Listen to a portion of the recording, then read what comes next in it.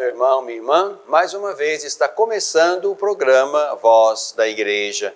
Obrigado por estar conosco neste horário, neste canal. Você faz parte desta nossa família. Bebendo da fonte é o nosso primeiro bloco. Vamos mergulhar no mistério da Palavra de Deus. Deus nos fala sempre, nos fala a partir da sua palavra. Palavra que conhecemos através das Sagradas Escrituras e da Sagrada Tradição. Mas vamos mergulhar então no texto que vamos utilizar na liturgia da palavra da nossa Eucaristia deste domingo, o 33º domingo do tempo comum. Este, para nós, já há 5 anos, é o Dia Mundial do Pobre, por desejo e por convocação do Papa Francisco.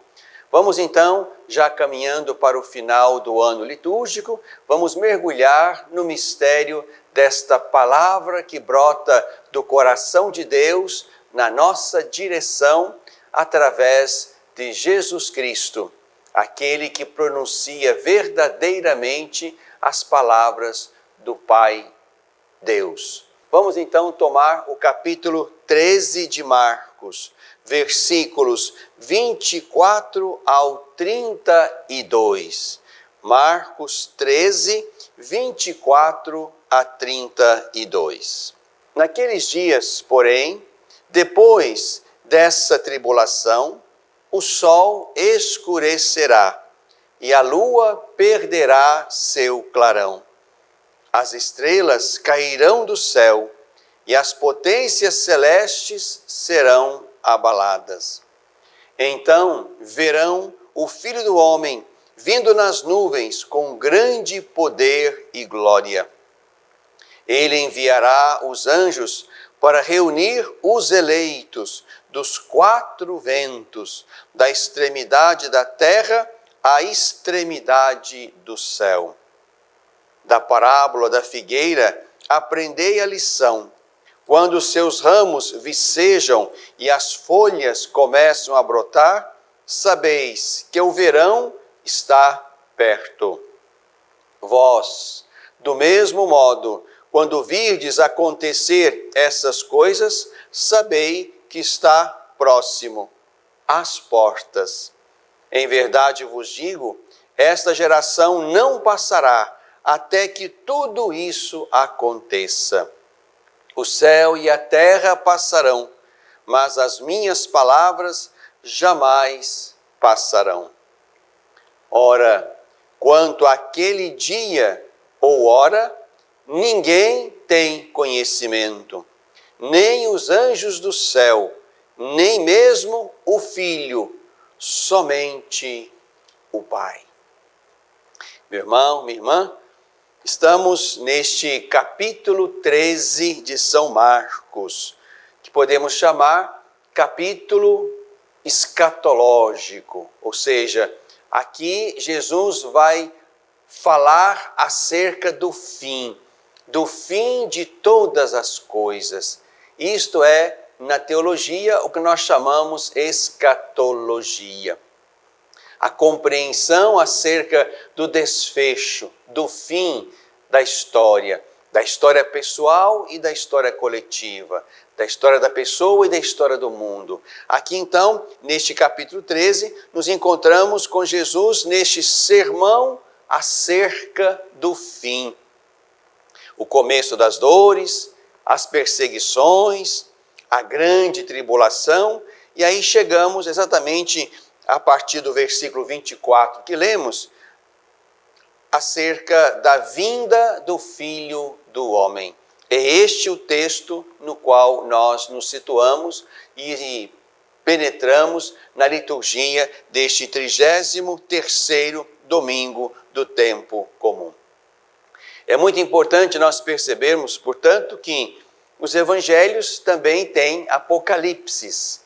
Apocalipse não é simplesmente o último livro da Sagrada Escritura, mas é, sobretudo, um estilo, um modo de apresentar as coisas, de apresentar a história, sobretudo de apresentar a intervenção de Deus na história.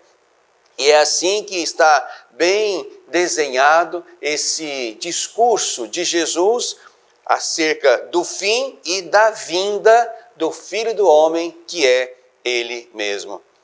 Jesus começa falando que depois dessa tribulação, depois da história que vai chegando ao seu desfecho definitivo, ali então Jesus vai falar de uma convulsão cósmica.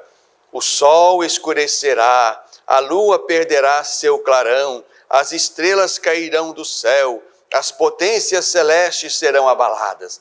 Há, portanto, digamos assim, uma desconjunção da ordem posta.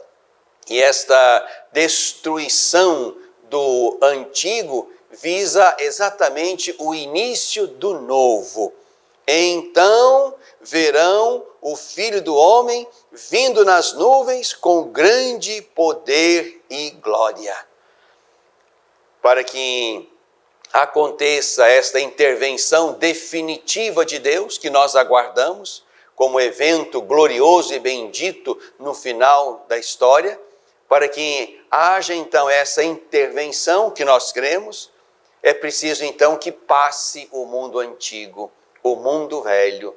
Aqui não se trata, portanto, de ver desgraças ou destruições catastróficas, mas de ver o fim de um tempo e o início do tempo definitivo e eterno de Deus. Os anjos serão enviados para reunir os eleitos dos cantos da terra, a fim de que ali então se estabeleça o juízo e o tempo definitivo de Deus. Isto, meu irmão, minha irmã, nós esperamos. Esperamos esse dia glorioso e bendito, o dia da volta do Filho do Homem, o dia da volta de Jesus. Isso está na nossa esperança cristã em algum momento. Não se trata de perceber este ou aquele evento catastrófico como se ele fosse único e exclusivo e jamais antes visto. Jesus não quer nem aqui, nem nos outros apocalipses e nem no próprio Apocalipse dizer que em acontecendo assim, então chegou o tempo. Até porque tudo que se põe aqui ou noutros apocalipses como sinais de destruição, de passamento, de fim do mundo antigo, isto já acontece desde que o mundo é mundo. Desgraças, destruição, guerras, fome, peste, isso não é o sinal, digamos assim, iminente de que é agora. Mas isso é para sinalizar que o fim existe e que essas coisas estabelecem o fim independente do tempo ou do momento em que elas acontecem. O fim existe e nós o vemos todos os dias de alguma forma. E esse fim, digamos, provisório, sinaliza o fim definitivo, onde nós e Deus nos encontraremos.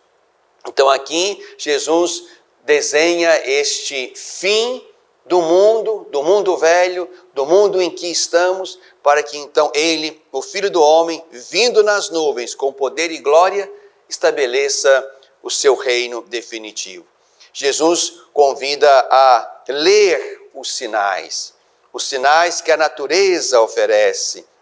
Fala da parábola cujos ramos vicejam, cujas folhas começam a brotar, e aí se sabe e se conclui que é o verão. Mas ele quer que se leia o sinal. Qual é o sinal de agora? O sinal de agora é ele mesmo. Jesus é o sinal. Ele anuncia a sua paixão, morte e ressurreição, anuncia noutra ocasião a sua subida e anuncia a sua volta. Ele vai voltar. E essa esperança da volta era também algo que a comunidade cristã primitiva esperava que fosse breve. Voltará logo. Esta palavra de Jesus aqui acerca daquela geração, essa geração não passará até que tudo isso aconteça, é sinal e testemunho de uma esperança viva. Ele vai voltar vai voltar logo e nos vai levar com ele. Mas é importante a frase final. Quanto àquele dia ou hora, o dia da vinda, ninguém tem conhecimento, nem os anjos, nem o próprio Filho, somente o Pai. O dia da volta do Senhor é um mistério, um segredo guardado no coração do Pai. Nem o próprio Senhor Jesus sabe acerca desse dia, muito menos os santos, muito menos os anjos e muito menos qualquer visionário que queira marcar esse dia. Este dia é o dia do Pai, guardado no coração do Pai. E somos convidados então, no final do ano litúrgico, a recordar isto e a nos preparar para isso. Preparar, meu irmão, minha irmã, não é alimentar o medo, não é alimentar a ansiedade, não é alimentar o sentimento de que alguma coisa grave, terrível vai acontecer. Não, mas é alimentar a esperança de ver Deus, de estar com Ele, naquele dia, naquele momento, naquela hora que Ele estabelecer como o fim de todas as coisas e como o início do tempo definitivo e novo, onde haverá somente o seu reino e nós com Ele na plenitude da vida. Esse final do ano litúrgico é um convite a preparar-nos pela via da conversão para aguardar o Senhor que vem. Vem para julgar os vivos e os mortos. Bebemos da fonte.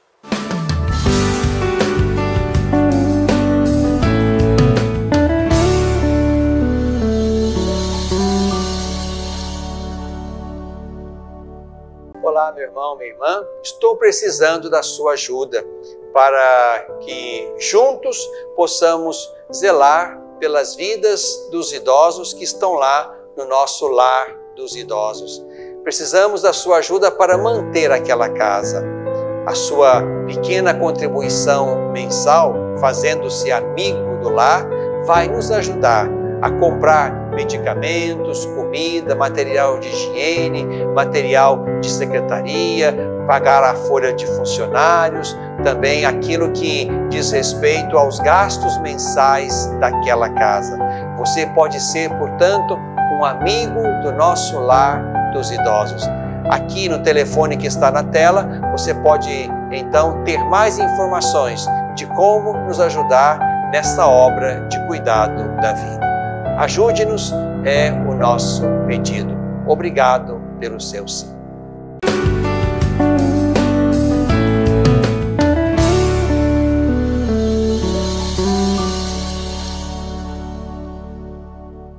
No coração deste tempo, estamos concluindo o ano litúrgico. Chegamos ao 33º domingo do tempo comum. O próximo domingo será a solenidade de Cristo Rei e assim encerramos o ano litúrgico. E no 4º domingo de novembro já estaremos começando o tempo do Advento. O Papa Francisco, na conclusão do ano extraordinário da misericórdia, em 2016, quis que a Igreja vivesse um Dia Mundial dos Pobres. E estabeleceu que o 33º domingo do tempo comum, o penúltimo domingo do ano litúrgico, fosse então esse Dia Mundial dos Pobres. Estamos então neste ano na 5ª edição. E para cada ano o Papa escreve uma mensagem.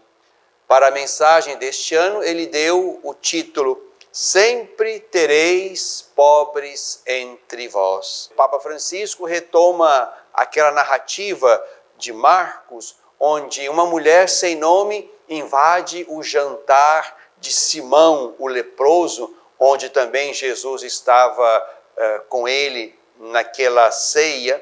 E aquela mulher, então, levando um perfume caríssimo, que custava o salário de um ano do trabalhador, 300 denários, aquela mulher, então, derrama aquele perfume precioso sobre a cabeça de Jesus. Alguns reagem, e Judas Iscariotes simboliza aqueles que, reagindo, propõem vender para dar o dinheiro aos pobres. Jesus reage de outra forma, elogiando aquela mulher e dizendo que aquele gesto nunca será esquecido no processo de anúncio do Evangelho. Porque aquela mulher o preparou com aquela unção para a sua sepultura.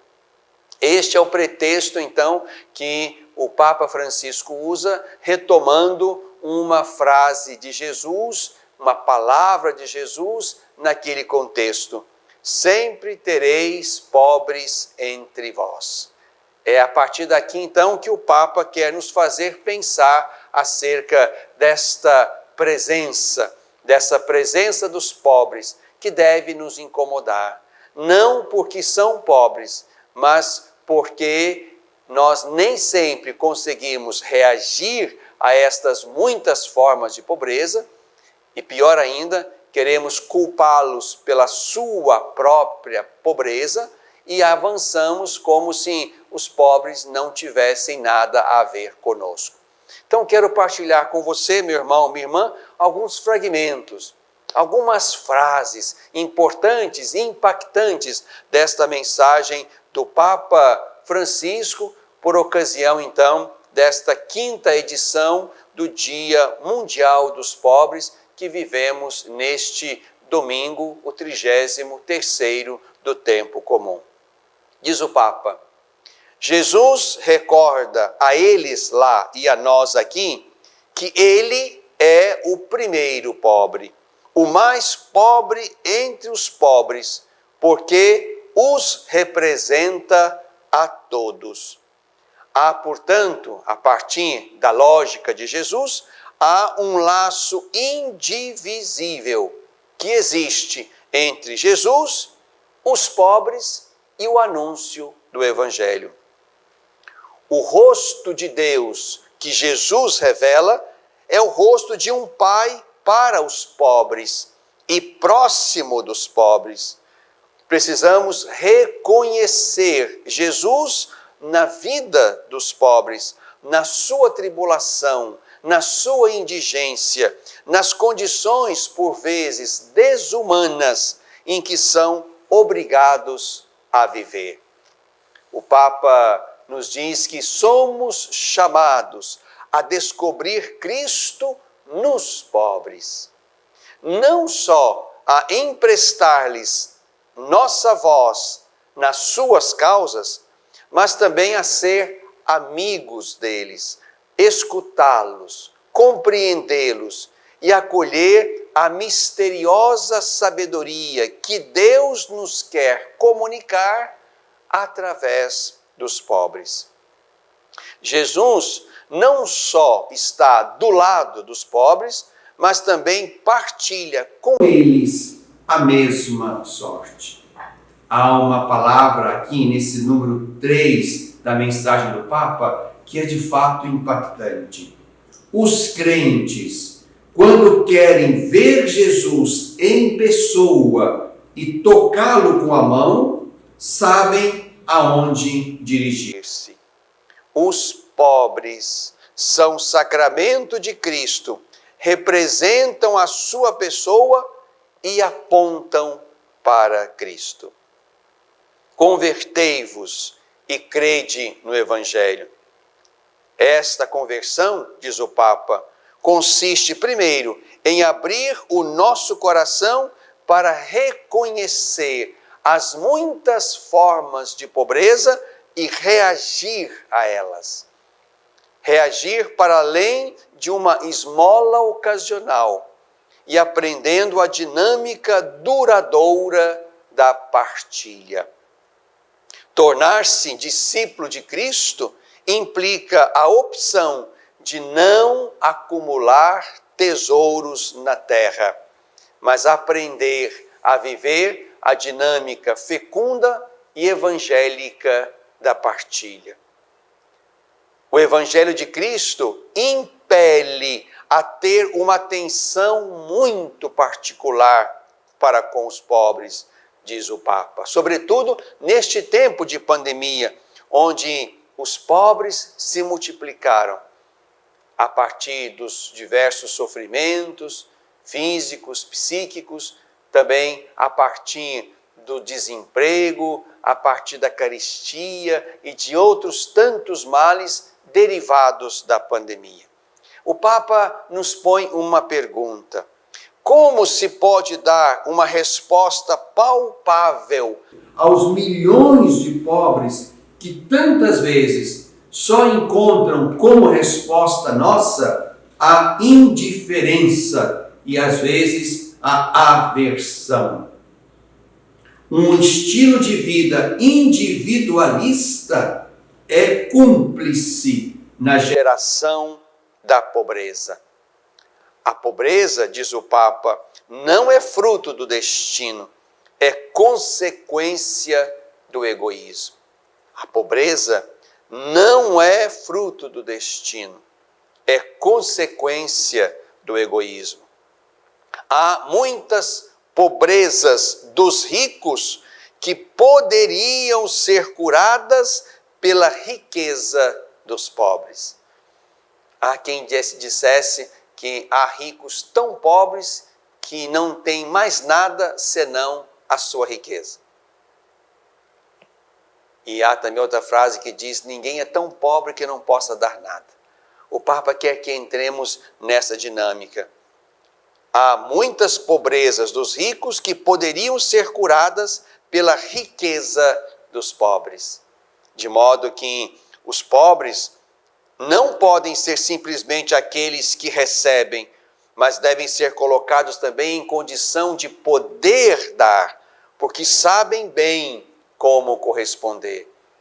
Os pobres partilham a sua riqueza de humildade, de aceitação do amor que vem de fora, da simplicidade que acolhe com amor quem se aproxima para ajudar.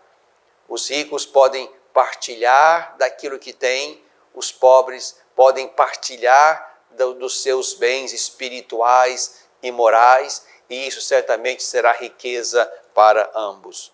O Papa diz: impõe-se, pois, uma abordagem diferente da pobreza. Sempre tereis pobres convosco. É um convite a não perder jamais de vista a oportunidade que se nos oferece para fazer o bem.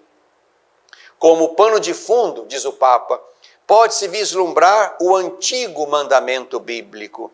Se houver junto de ti um indigente entre os teus irmãos, não endurecerás o teu coração e não fecharás a tua mão ao irmão necessitado.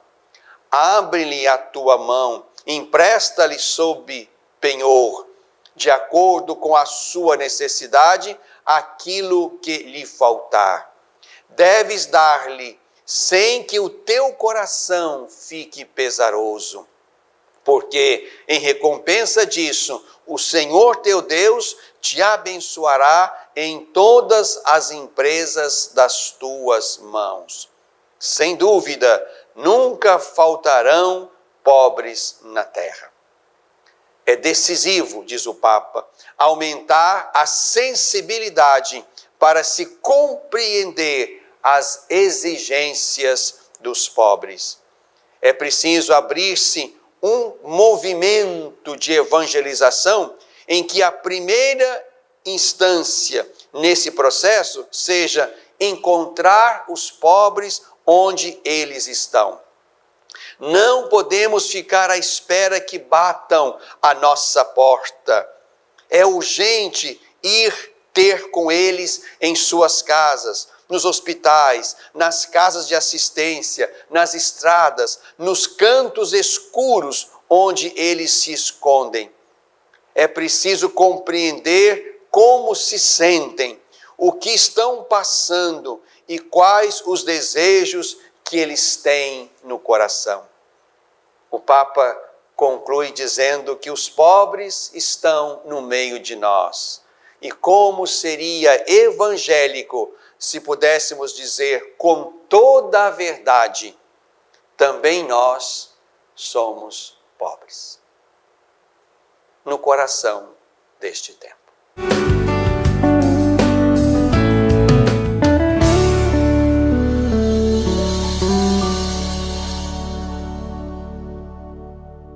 Às vezes, tudo que uma criança precisa para superar uma tempestade em sua vida familiar é encontrar um lar provisório. Uma família que a acolha por um tempo, enquanto sua própria família se reestrutura para recebê-la de novo. Essa é a proposta do Serviço Família Acolhedora: transformar as dificuldades de hoje em possibilidades de futuro. Serviço Família Acolhedora. A tempestade passa, a vida continua. Participe e faça a diferença. Olá, meu irmão, minha irmã. Estou precisando da sua ajuda para que juntos possamos zelar pelas vidas dos idosos que estão lá no nosso lar dos idosos. Precisamos da sua ajuda para manter aquela casa. A sua pequena contribuição mensal, fazendo-se amigo do lar, vai nos ajudar a comprar medicamentos, comida, material de higiene, material de secretaria, pagar a folha de funcionários, também aquilo que diz respeito aos gastos mensais daquela casa. Você pode ser, portanto, um amigo do nosso lar dos idosos. Aqui no telefone que está na tela, você pode então ter mais informações de como nos ajudar nessa obra de cuidado da vida. Ajude-nos, é o nosso pedido. Obrigado pelo seu sim.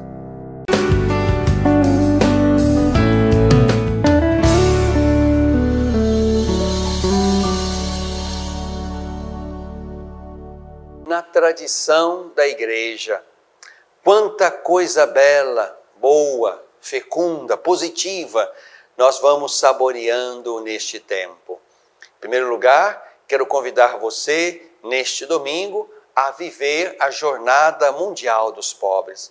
Não se trata apenas de ouvir uma mensagem ou de ler uma mensagem do Papa, não se trata apenas de colocar os pobres nas intenções das suas orações ou da sua Eucaristia, não se trata apenas de um afago de misericórdia no seu coração crente, mas de fato quero convidar você, meu irmão, minha irmã, a colocar um olhar diferenciado sobre as muitas pobrezas que existem no meio de nós. Não permita que o seu coração, que o nosso coração se torne insensível, avesso e, pior ainda, agressivo na direção dos mais pobres.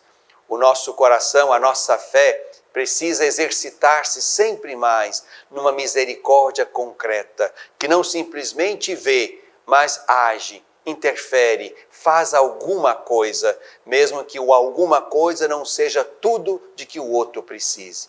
Mas quero convidar você, portanto, a uma postura de fé, diante da pobreza, diante dos pobres, das misérias e miseráveis deste mundo.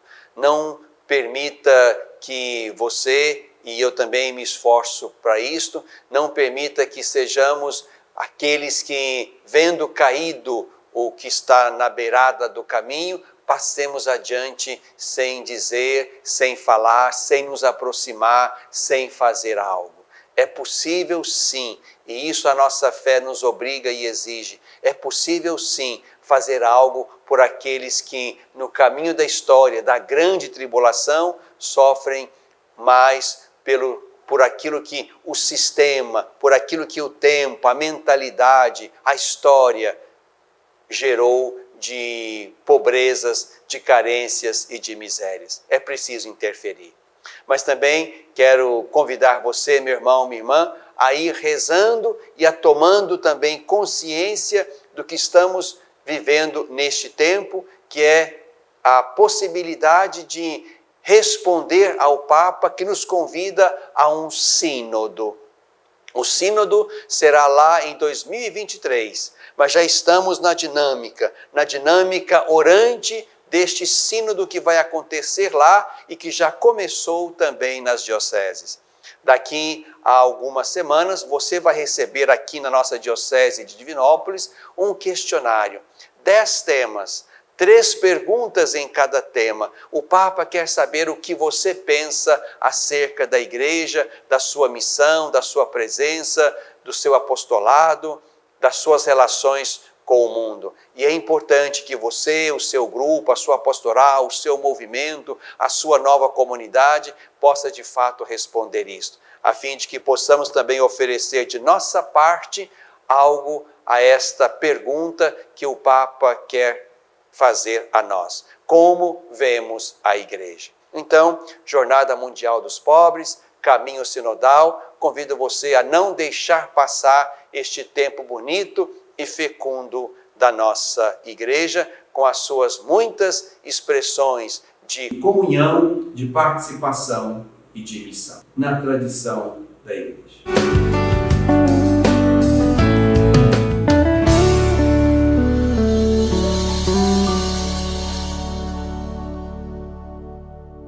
Educar para a vida.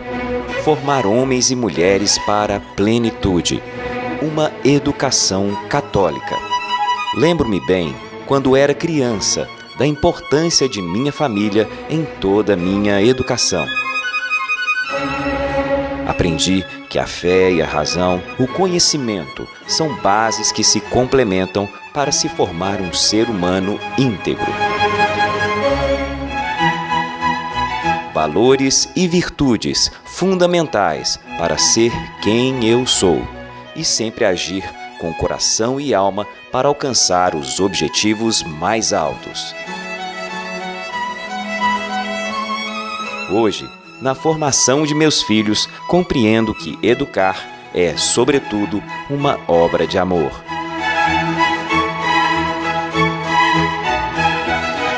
Colégio Magnífica. Educar para a plenitude. Pré-matrículas abertas.